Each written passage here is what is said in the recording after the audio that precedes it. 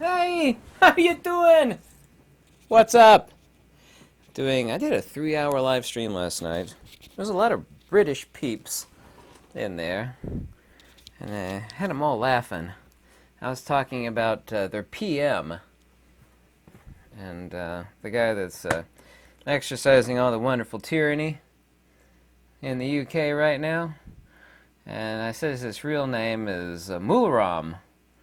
And they didn't understand. Like, from Indiana Jones. Where he digs his claws into your chest here, and he pulls out your ticker, and he Kalima, Kalima, cover your heart, Indy, cover your heart. I'm sorry, that's too funny. I don't like tyranny, but it's good when you can make fun of it a little bit. I don't know if we're on the brink. I think a lot of people, and I know quite a few things are going good right now that we got the orange man in. However, I know a lot of people say, well, he's not a politician. Well, I mean, he is. I don't care about politics. I just care about leading a less stressful life where I'm not working 7 days a week.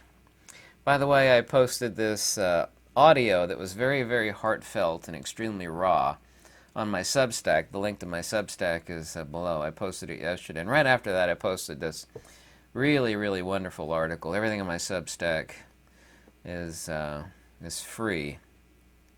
But I don't trust any politician, and I certainly don't trust the musky muskrat. I don't. I've seen some of the things that he's tweeted over the years, and it seems extremely untrustworthy. But that's just me. When you say things that are very tyrannical, then I'd consider you to be untrustworthy. I certainly do.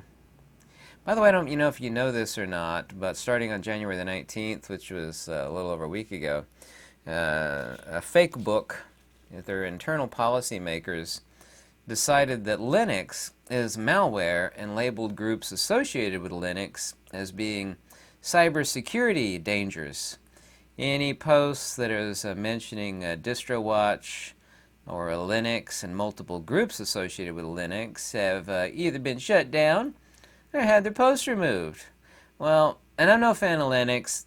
I don't actually use Linux, but they're not so easy to track and to snoop on, the Linux users. If you're a Linux user, you know this. So it's a danger to the New World Order system. I don't use Linux. I never have, but I don't know if you knew that or not. That's actually really huge. Wall Street indices sank 3% today, losing over $1 trillion. I think there was a little bit of a bounce back. The Chinese artificial intelligence startup is called DeepSeek. Their little icon for DeepSeek, China's AI, is a whale.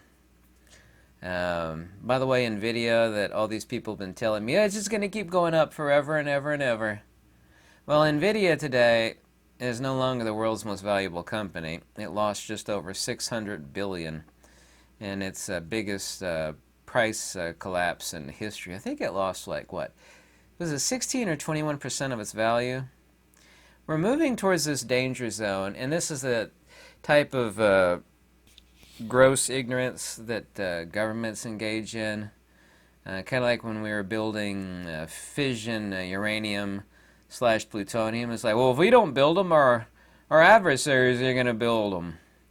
And then the next stage after that is, well, if we don't build hundreds of them, our adversaries will have, hundreds more than us. It's like, well, that's called MAD, mutually assured destruction. The people are doing the same thing now that they were with the uranium and plutonium back in the 60s and 70s.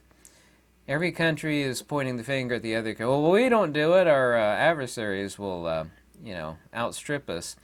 It's just this type of, it's just so obnoxiously unintelligent.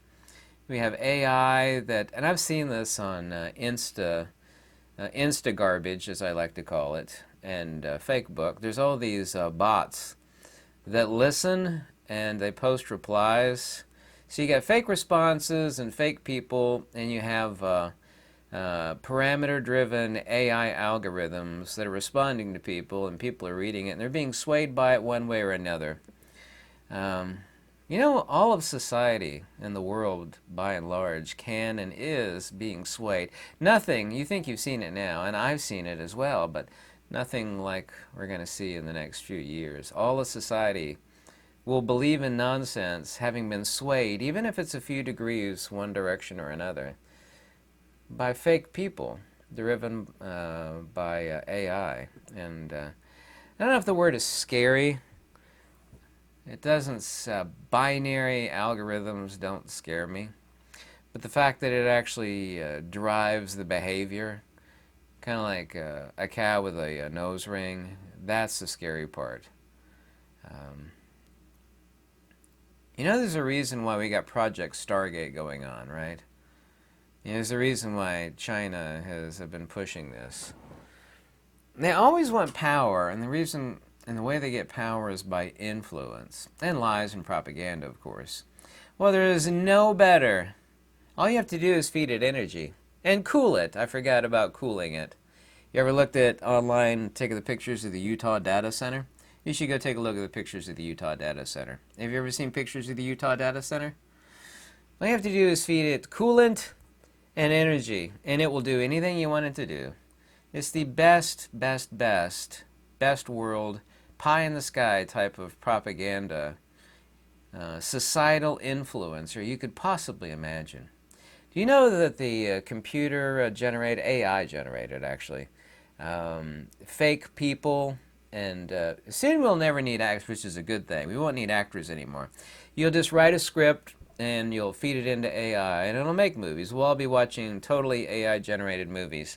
We'll have AI generated news, and by news I mean lies and propaganda.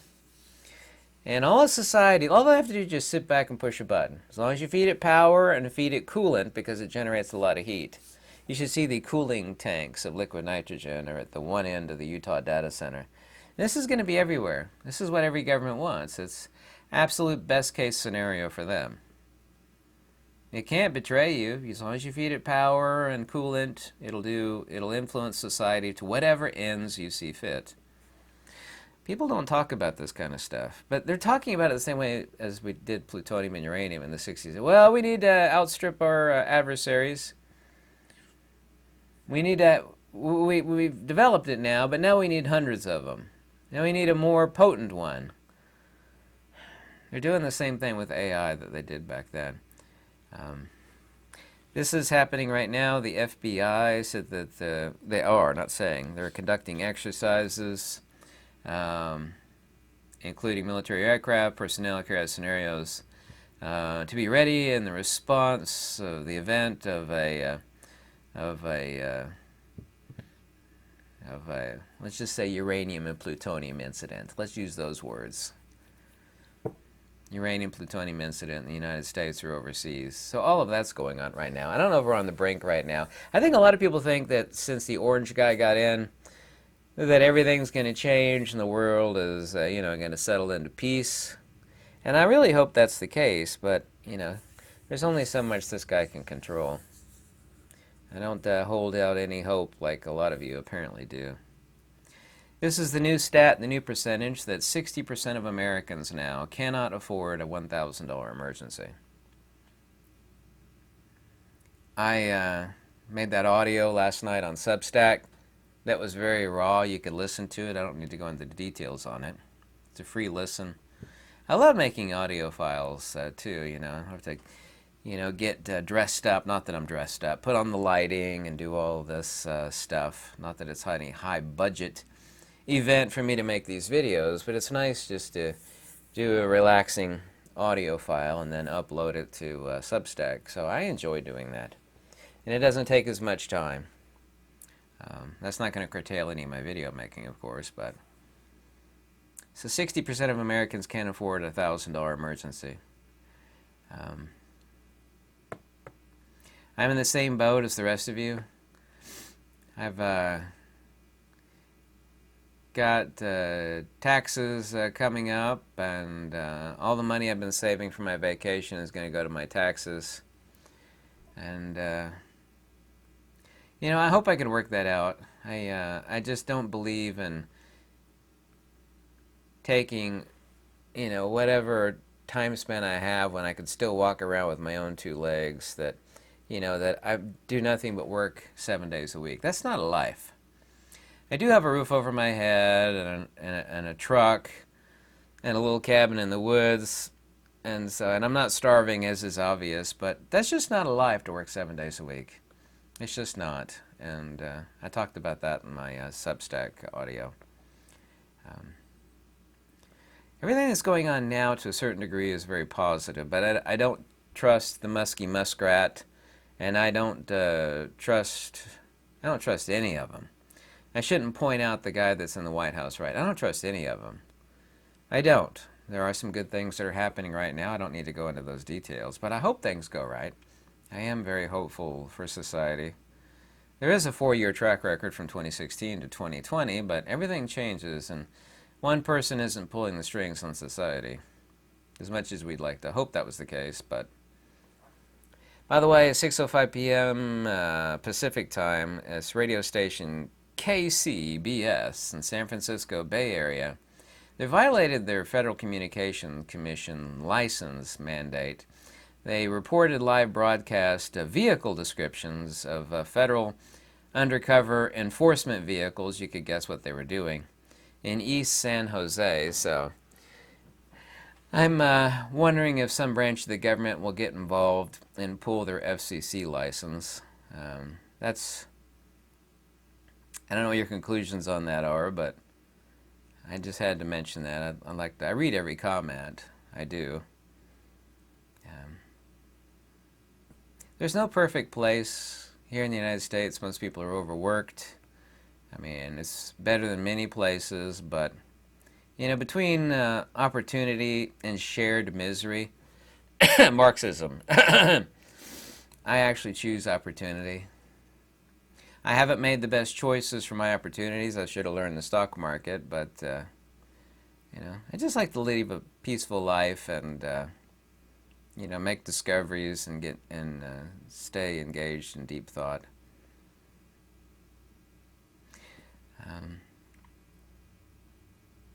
I am confronted by, and a lot of you also too, especially in Western societies, Europe and the United States, Canada also, to certain degrees, more or less, but it's really bad here in the United States. Most of you confirm this to me, that I'm confronted by the serious issue that you can't get anybody to do their job anymore. I have to engage this super serious, platonic thought and speech where it's like playing chess with somebody intellectually. They don't want to do their job, and I point out, it's like, well, you know, you need to do your job, and this is why you need to do what I'm saying, is because this is part of your job. And I never had to do that before. I have to engage in this intellectual checkmate, and I'm really good at it. I never had to do that before. I don't want to exercise that ability that I have, and thank God I've got a really, really good ability of doing it. It's like I moved to a different planet full of lazy people. There's all these government workers, due to the orange man getting in. They're so upset and whining about the fact that they've not had to show up at work for the past X number of years. They're just too lazy to return to work. If I mentioned this like 5, 6, 10 years ago, you said, that's never going to happen. People expect to sit at home for years and not have to show up at work? You're crazy. That's not going to happen. Well, it's not only happened, it's been going on for years. By the way, this is great news. I doubt anything will come of it. It would change American society overnight. I mean, you thought people were trying to get in here before. They really will be trying to get in here. The orange man just called on Congress to banish income tax. Wouldn't that be awesome? I saw the video. Income tax didn't exist before, what, 1913 or 1914? Didn't exist until then, excuse me. So he just called on Congress to banish the income tax. Everything I see, and I look at a lot of different vectors of Western society, specifically, obviously, here in the United States, and despite the guy getting into the White House, there's only so much he could do. I hope it's a lot. You know, I want the best for everybody, including myself, but and I'm not a doom and gloomer. I'm really not, but I think by and large we are doomed. The fact that nobody wants to work anymore, and it's impossible to own your own property, your own home. Like I said, 60% of Americans cannot afford a $1,000 emergency. Weakness breeds weakness, and this brings destruction. I think we're, we got a new conductor at the engine of the train that's driving the United States, but the brakes are already shot, and it's going down a steep incline. It doesn't matter what the conductor does up there. Steep incline and the brakes are gone. I think we're on the brink of something that's unavoidable. We've gone too far. We've reached a critical point of no return. And I hate to say that, but I'm 100% certain that we are. By the way, as far as what happened in California vis-a-vis the Inferno, there's a whole lot of vectors why this is going to happen. A main one, which nobody's talking about, is that there's new codes. Say your house was built in the 60s, 70s, 80s, 50s.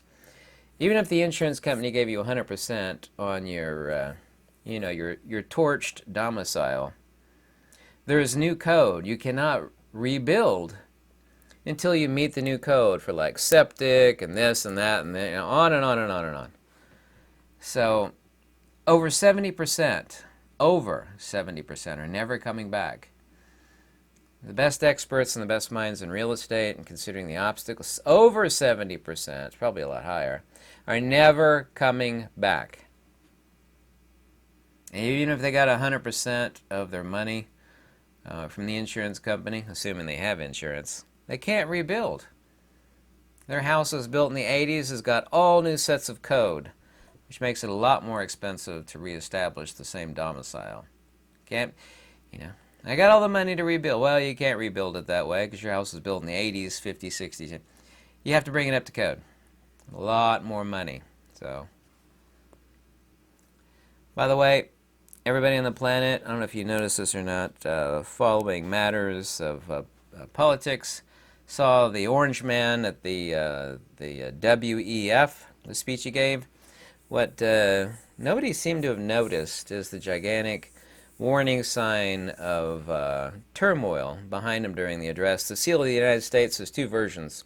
At peacetime and another one for times of conflict. During peace, the head of the eagle is turned towards the left or towards the olive branch, which of course is meaning peace. During times of conflict, WW1, WW2, the eagle's head is turned towards the arrows. At the precise time, the eagle image on the gigantic screen behind Orange Man, the eagle's head was turned towards the arrows. These people, and this is undeniable, everybody out there that knows anything about these people will tell you is true, is these people love to talk in symbolism.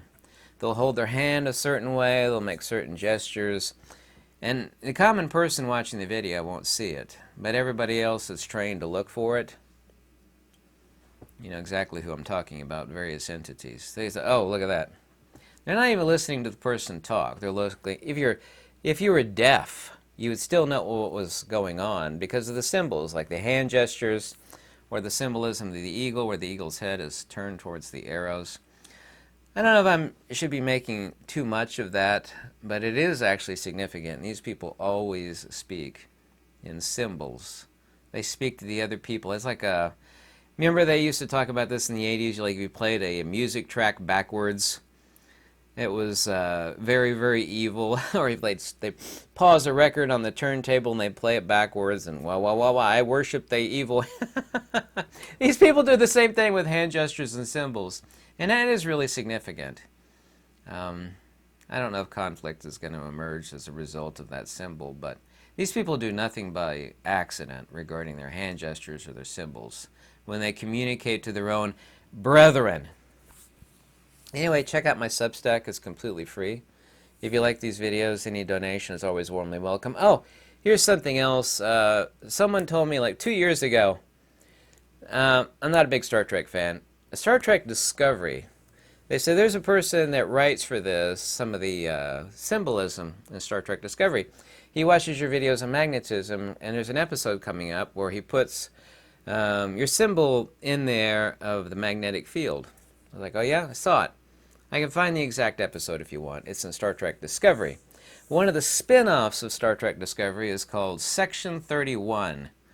And it stars this evil Empress, Giorgio, who's played by the Chinese-American lady Michelle Yeoh. It's called Section 31. It's basically a movie spin-off. And they did the same thing, except it's a totally different image, but it's from my book. It's this space station hypertrochoid. Basically, here, I got it right here. The image that's in hundreds of my videos, they made a space station that looks like the hypertrochoid pattern underneath the supercell. It's this floating hypertrochoid with a hole in the center. It's like, wow, there's the same person that wrote this. Section 31's the name of it. Spin-off, stuck it in that movie. So, I don't know the person's name that's putting the imagery in Star Trek Discovery, which isn't ongoing anymore. Season 5 was the last. But they stuck it in the new movie spin-off, Section 31. It's like, well, that's neat. I knew it immediately when I saw it. It's towards the first part of the movie and also, again, towards the last. It's like a floating space station magnetic hypertrochoid pattern. It's like, it's neat. I make all these videos on magnetism and it shows up in Star Trek. I thought it was really cool. I'm not a Star Trek fan. I did want to see it because she's a really good actress, and the acting in it's not that good. Not from her, but from her other peripheral actors. So, if you see it, you'll know immediately when you say, "Oh yeah, I've seen that image a million times. I stuck it in the movie." So, the bald tattooed monkey is influencing Hollywood Star Trek. I just think it's cute and cool. Whatever. Thank you so much for watching. I had a great live stream last night. Lasted for over 3 hours. I do that 3 times a week. Minimum Wednesday, Friday, Sunday. Roughly 8:30 Eastern Standard Time. Hope you have a lovely week. Okay? Lux Veritas. Thank you so much for watching. Goodbye.